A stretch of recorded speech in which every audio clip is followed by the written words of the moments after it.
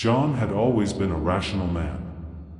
He prided himself on his logical approach to life, his ability to remain calm in even the most chaotic situations. But lately, something felt off. It started as a fleeting feeling. A shiver down his spine when he was alone in his apartment, a sense that someone was watching him. He dismissed it as paranoia. After all, he lived on the 10th floor of a secure building. Who could possibly be watching him? But then there were the shadows. At first, they were easy to ignore. Just a blur in his peripheral vision, a dark shape that disappeared when he turned his head. He chalked it up to his imagination, maybe stress from work or the hours he spent staring at his computer screen. Eyes play tricks, he told himself, trying to push the unease away. Yet, the shadows didn't leave. In fact, they seemed to grow bolder. Once, as John was brushing his teeth, he caught sight of a figure in the reflection of his bathroom mirror, tall, formless, and standing just behind him. He spun around, heart hammering in his chest, but there was nothing there. Just the cold, empty bathroom and the hum of the fluorescent light. Days passed, and the feeling of being watched only intensified. The shadow became a near-constant presence, hovering at the edges of his vision. No matter how fast he turned or how hard he tried to catch it, it was always just out of sight. It didn't seem malicious, just there. A constant reminder that he wasn't alone. One night, after a particularly long day at work, John slumped onto his couch, exhausted. He grabbed the remote, ready to drown his unease in the noise of the television. But as he lifted his hand, he saw it, the shadow, darker than the dim light of his apartment, standing in the corner of the room. He froze, fear gripping him. This time, it didn't disappear when he looked directly at it. Instead, it seemed to shift, almost as if it was aware he could see it now. John blinked, and it was gone, leaving only the impression of its darkness burned into his mind. John's life took on a surreal quality as the days passed. The shadow became more than just a background presence, it started following him everywhere. He'd see it in the reflection of his computer screen at work, lingering just behind him. At first, it was faint, a blur that could have been a trick of the light or a glitch in the screen. But as time went on, it grew bolder, darker, and more defined. His colleagues began to notice his distracted state. "You all right, John?" one of them asked, leaning over his cubicle wall. John would force a smile and nod, but he felt far from all right. He was losing sleep, spending most nights tossing and turning, unable to shake the feeling that he wasn't alone. He started to dread the quiet moments, the spaces in between tasks when his mind would drift and the shadow would inevitably return. It didn't help that the shadow seemed to know exactly when to appear to unnerve him the most. Once, while he was out at a bar with some friends, he caught a glimpse of it in the mirror behind the bar, standing in the doorway. John's breath hitched, and he excused himself, mumbling something about needing fresh air. Outside, he stood on the sidewalk, the cool night air doing little to calm the racing of his heart. He tried to rationalize it. Maybe it was just some guy, someone who looked like a shadow because of the dim lighting. But deep down, he knew better. The shadow was getting closer, more aggressive. John could feel it. At home, it started showing up more frequently. He'd see it lurking in the corner of his bedroom when he woke up in the middle of the night or standing at the end of the hallway when he went to get a drink of water. He started leaving lights on, every lamp in his apartment burning brightly in a futile attempt to keep the darkness at bay. But it didn't matter. The shadow didn't care about the light, it thrived in the dark corners of his mind. John's paranoia grew. He began to avoid mirrors, reflective surfaces, anything that might reveal the shadow's presence. He even started skipping work, calling in sick more often than not. His boss was patient at first, but eventually, the warning emails started coming in, hinting at consequences if his attendance didn't improve. But John couldn't bring himself to care. How could he explain that he was being hunted by a shadow, a darkness that seemed to have a mind of its own? One evening, as he sat in his dimly lit living room, trying to drown his fears in a bottle of whiskey, he saw the shadow again, only this time, it was closer than ever. It stood in the doorway to his kitchen, its form more defined than ever before. He could almost make out features now, the vague outline of a face, hollow eyes that seemed to stare directly into his soul. Panic surged through him. He grabbed his phone, fingers fumbling over the screen as he tried to call someone, anyone, but his mind went blank. Who would believe him? Who could help? And then, for the first time, the shadow moved. Not a flicker or a shift in the darkness, but a deliberate step forward, as if it had finally decided that hiding in the periphery was no longer enough. John's breath caught in his throat. He dropped the phone, the sound of it hitting the floor echoing through the silence of the room. His hands trembled as he stood, back pressing against the wall as if he could somehow escape through it. The shadow took another step, and John could feel the temperature in the room drop, a cold that seeped into his bones. He opened his mouth to scream, to shout, to do anything, but no sound came out. It was as if the darkness had stolen his voice. He watched, helpless, as the shadow continued to move closer, each step deliberate, each step echoing in his mind like the tolling of a bell. Suddenly, there was a knock at the door, loud and insistent. John's head whipped around, and in that split second, the shadow disappeared. He blinked, his heart racing as he tried to process what had just happened. The knock came again, and he stumbled to the door, wrenching it open with shaky hands. It was his neighbor, a concerned expression on her face. "I heard a noise.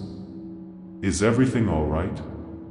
John nodded, swallowing hard as he tried to regain his composure.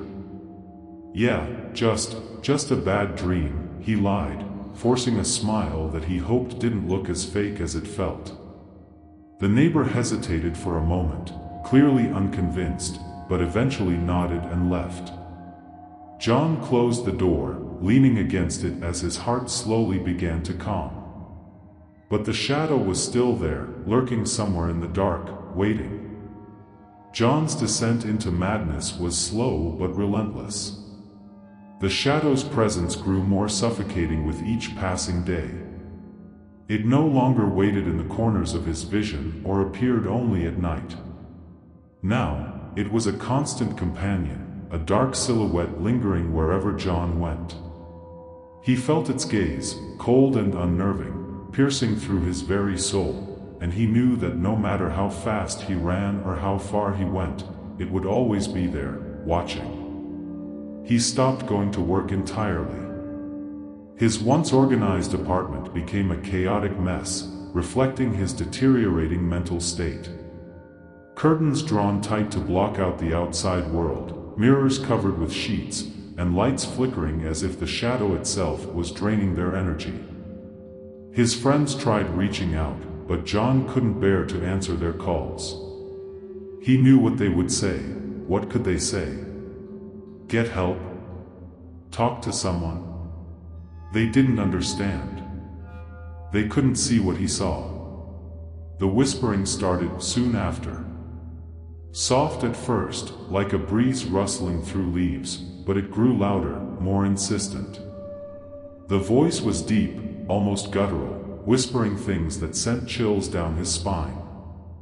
It spoke in a language John didn't understand, but the tone was unmistakable, malicious, taunting, like it was laughing at his fear, feeding off it. He tried to block it out, stuffing his ears with cotton, blasting music on his headphones, but the voice seeped through, a constant, tormenting presence. His nights were the worst.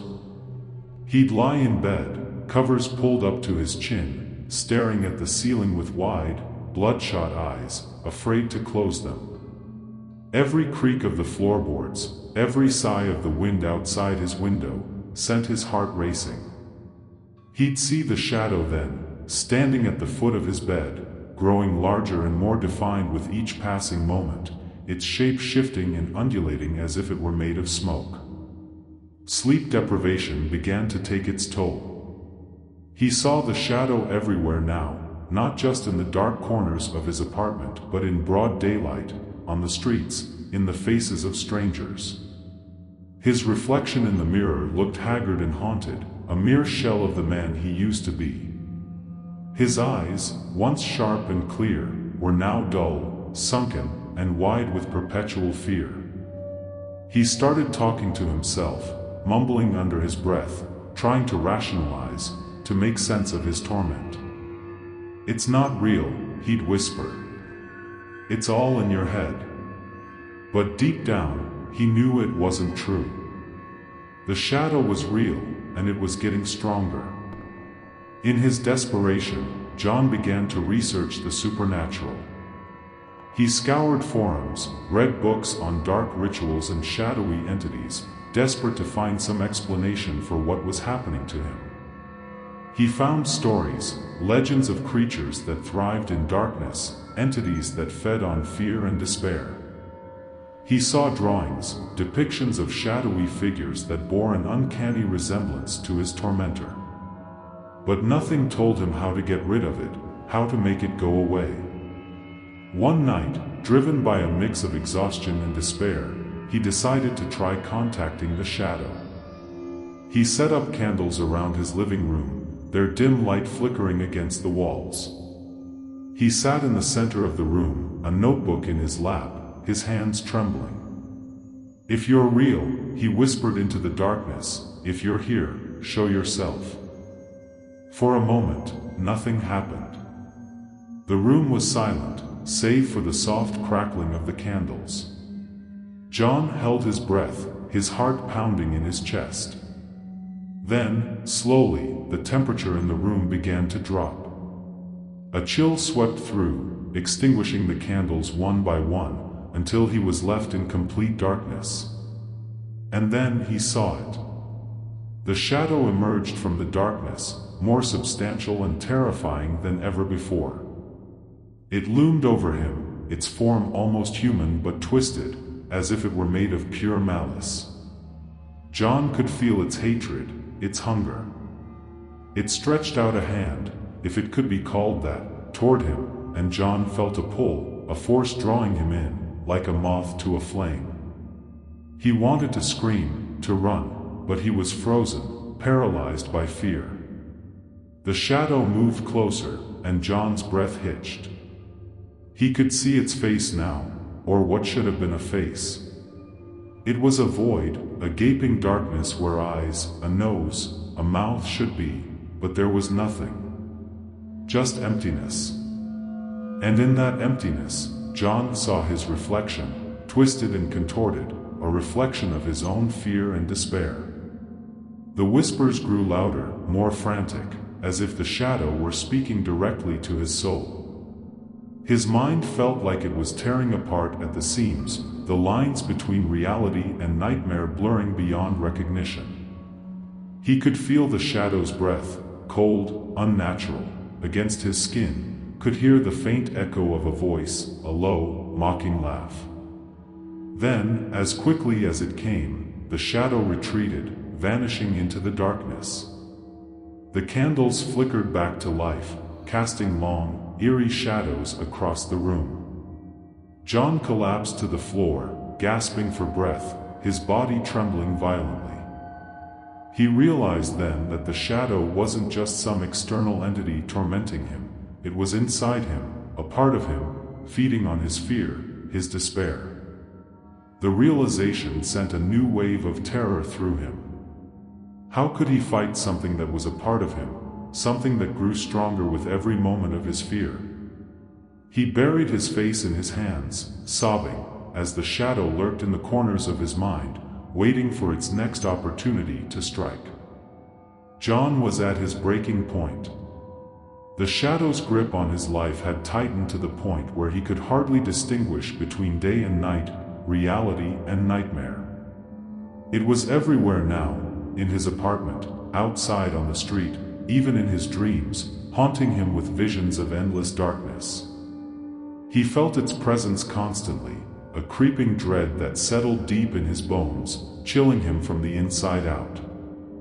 Desperation led him to extreme measures.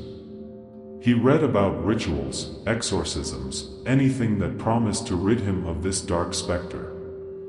He filled his apartment with symbols of protection, crosses, pentagrams, ancient runes scribbled on every wall in chalk. His friends, the few who still cared enough to check in, pleaded with him to seek professional help, but John was beyond listening. He knew what he had to do. He decided to confront the shadow directly. If he was going to lose his mind, he'd do it on his terms. One night, he cleared his living room, pushing all the furniture against the walls. He placed a circle of salt around himself, a barrier he hoped would protect him. He had read about this ritual online, a desperate attempt to summon and banish the shadow once and for all. With candles placed strategically around the room, their dim light casting long, flickering shadows, John took a deep breath and began the chant he had memorized from one of his many sleepless nights of research. His voice was shaky, each word feeling foreign on his tongue, but he pressed on, the words flowing faster as if racing against his fear. At first, nothing happened. The room remained still, the only sound being the tremor in John's voice. He repeated the chant, louder this time, more insistent. The air grew colder, and the flames of the candles flickered violently, as if a gust of wind had blown through the room, though every window was shut tight. John's heart pounded in his chest, each beat echoing in his ears. Then, slowly, the darkness in the room began to shift. The shadows cast by the flickering candlelight stretched and twisted unnaturally, pooling together in the center of the room just outside the circle of salt. John's breath caught in his throat as the darkness took form, rising up like a wave of ink until it solidified into the now familiar shape of the shadow.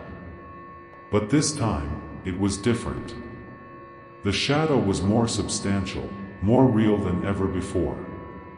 It loomed over him, its presence filling the room with a suffocating sense of dread.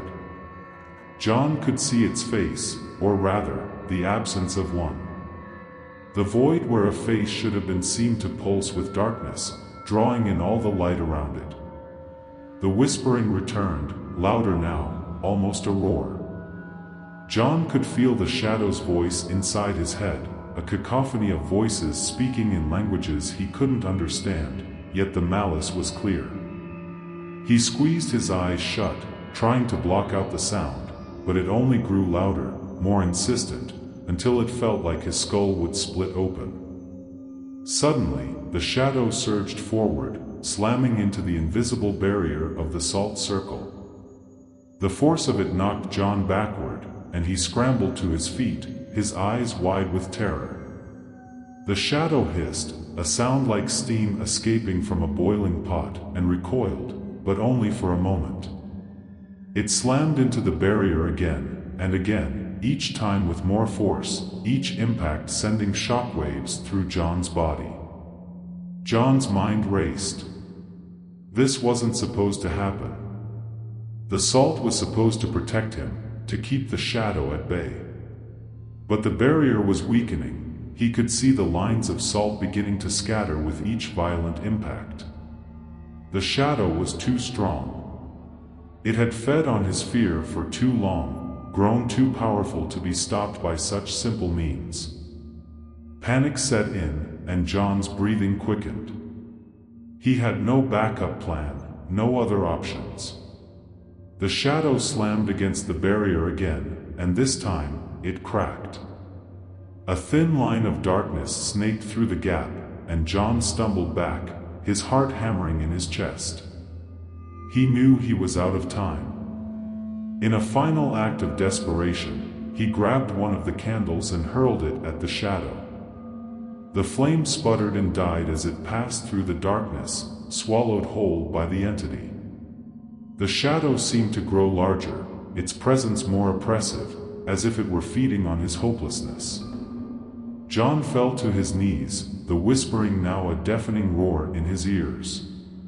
He could feel the shadow reaching for him, its darkness seeping into his mind, wrapping around his thoughts like a vice. He wanted to fight, to scream, but his body wouldn't respond. He was paralyzed, his muscles locked in place by a fear more profound than anything he had ever known.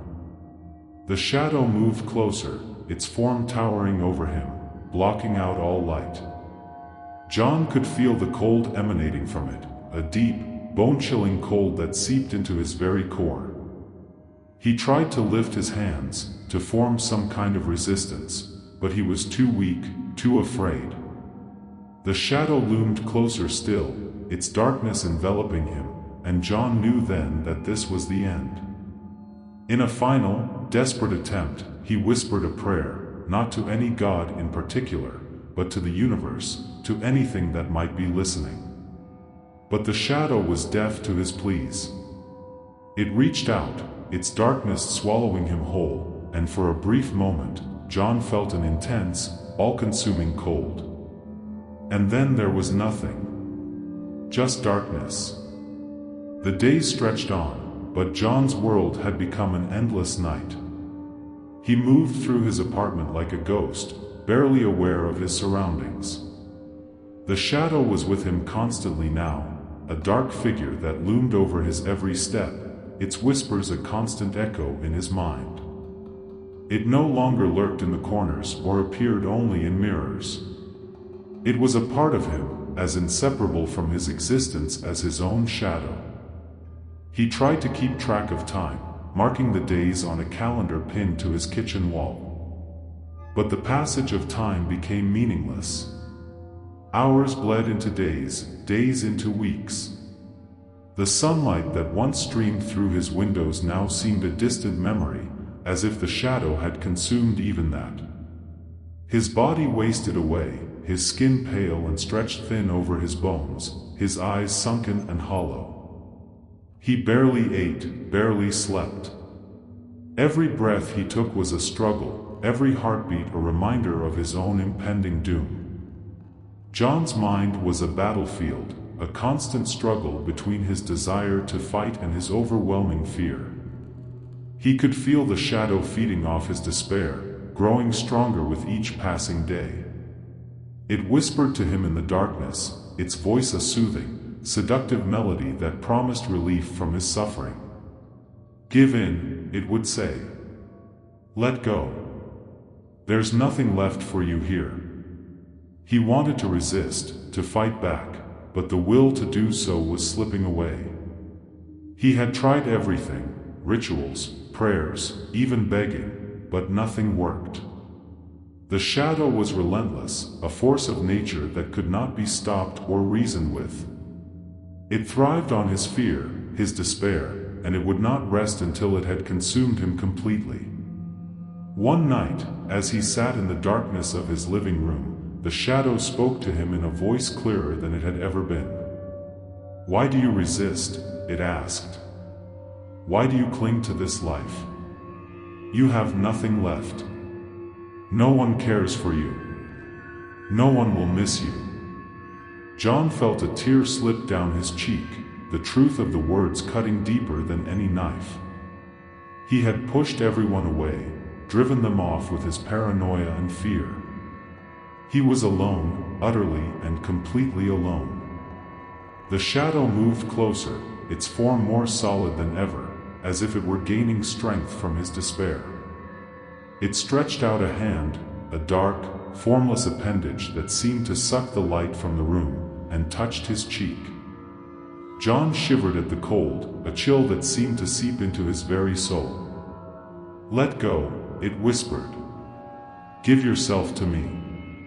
For a moment, John considered it. What was the point of fighting?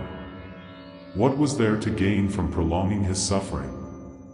The shadow offered peace, a release from the torment that had become his existence. But as he looked into the darkness, he felt a spark of defiance ignite within him. He had fought too hard, suffered too much, to give in now. The shadow recoiled, its form rippling as if in anger. The whispers grew louder, a cacophony of voices that filled his mind, drowning out his thoughts. The cold deepened, seeping into his bones, but John held on, clinging to that tiny spark of resistance. He would not let the shadow take him. Not without a fight. The darkness closed in, suffocating, and John felt his resolve waver. But he focused on that spark, letting it grow, letting it fill him.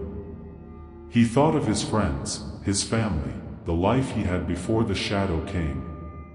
He thought of all the moments he had taken for granted, the laughter, the love. He would not let the shadow take those memories from him. He would not let it win. The shadow let out a low, guttural growl, its form shifting and contorting. It reached out again, but this time, John was ready. He summoned all his strength, all his will, and pushed back. The light in the room flickered, and for a brief moment, the shadow hesitated. John felt a surge of hope, and he pushed harder, his will clashing with the darkness. And then, just as suddenly as it had come, the shadow began to fade. Its form grew fainter, its whispers softer. John felt the cold recede, warmth returning to his limbs. He blinked, and the shadow was gone, leaving him alone in the dim light of his living room. He sat there, breathless, his body trembling with exhaustion. He didn't know how long he had fought, or if the shadow would return. But for now, he was free. He closed his eyes, a single tear slipping down his cheek, and allowed himself a small, weary smile. He had survived. For now. But in the silence that followed, he couldn't help but wonder if the shadow was truly gone, or if it was merely waiting for the next moment of weakness to strike. The thought lingered in his mind as he drifted into an uneasy sleep, the darkness still present at the edge of his vision, waiting.